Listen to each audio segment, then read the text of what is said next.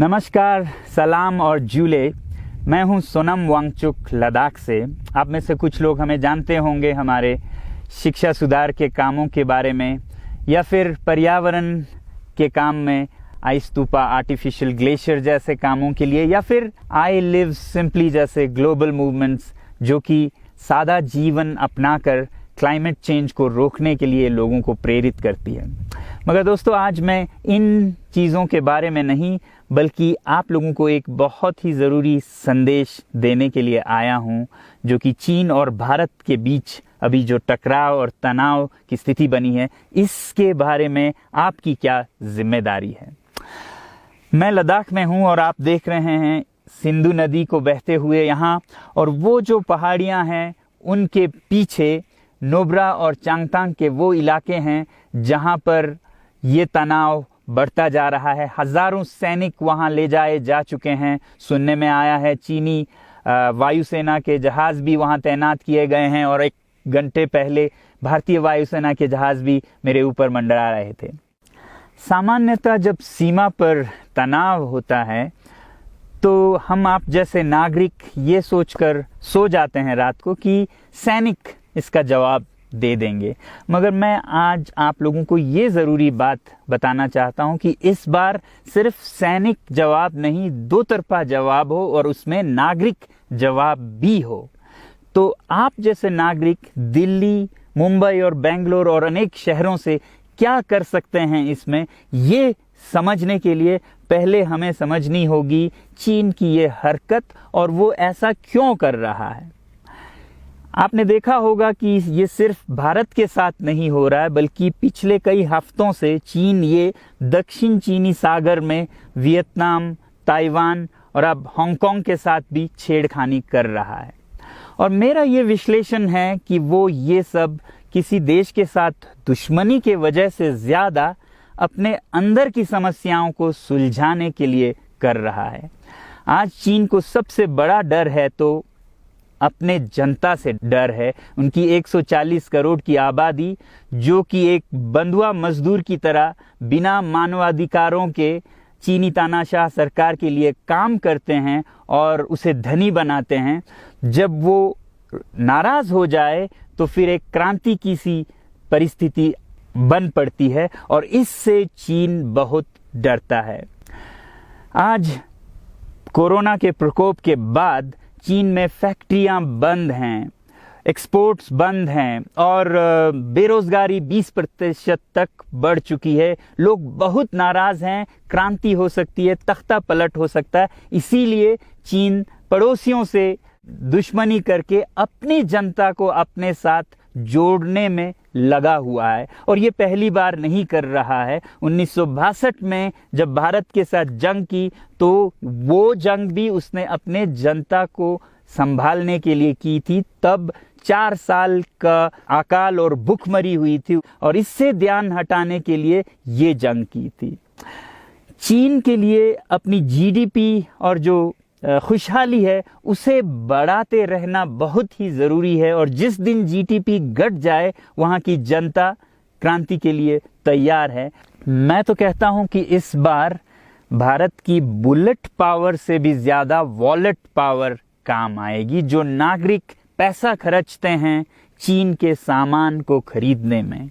ज़रा सोचिए, हम आप भारतीय उद्योग को मारकर चीन से मूर्तियों से कपड़ों तक हर साल 5 लाख करोड़ के सामान खरीदते हैं, और फिर यह पैसा आगे जाकर हमारे सीमा पर हथियार और बंदूक बनकर हमारे सैनिकों के मौत का कारण बन सकती हैं।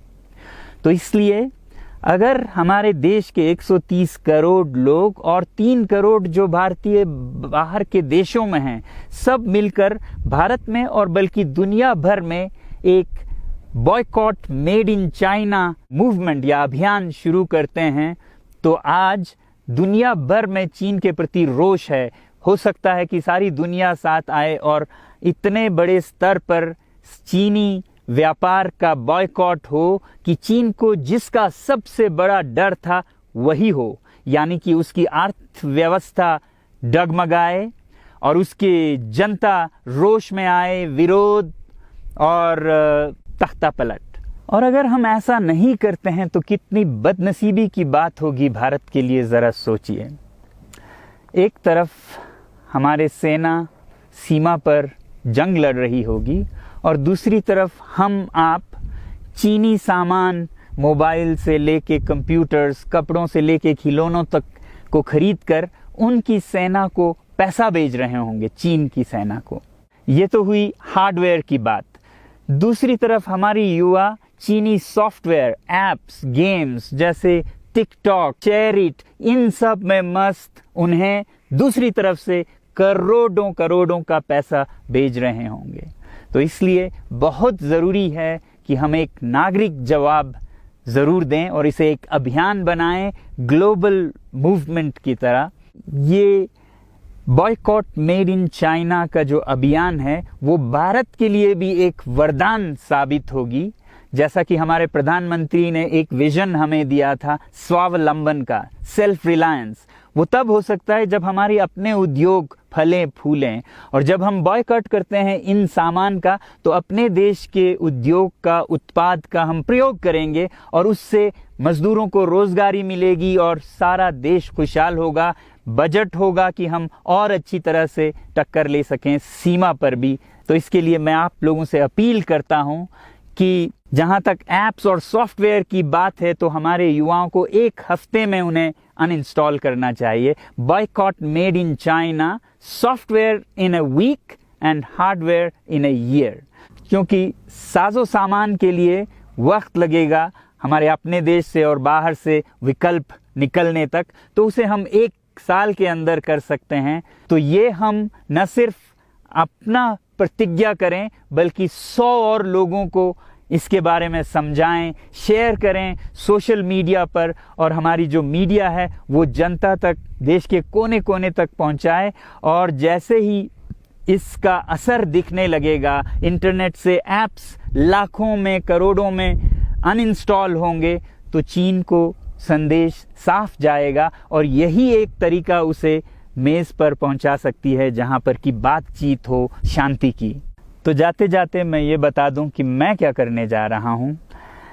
इस फ़ोन पर जो भी चीनी ऐप्स हैं उन्हें तो मैं 1 हफ्ते में हटा रहा हूं, बल्कि ये फ़ोन जो कि चीन में बना है इसे भी मैं 1 हफ्ते में अपनी ज़िंदगी से अलग कर रहा हूं। और 1 साल के अंदर हर वो चीज़ जिस पे मेड इन चाइना लिखा है उसे ज़िंदगी से निकालने जा रहा हूं।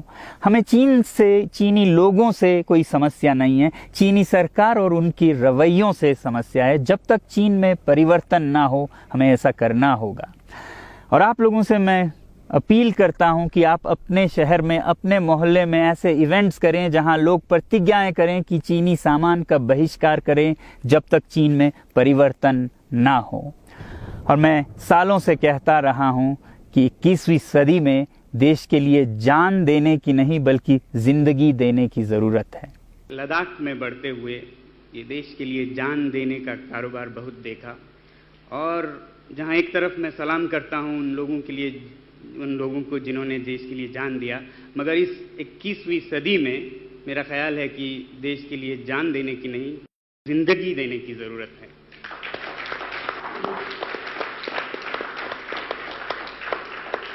तो आप भी निभाइएगा अपना रोल। जय हिंद।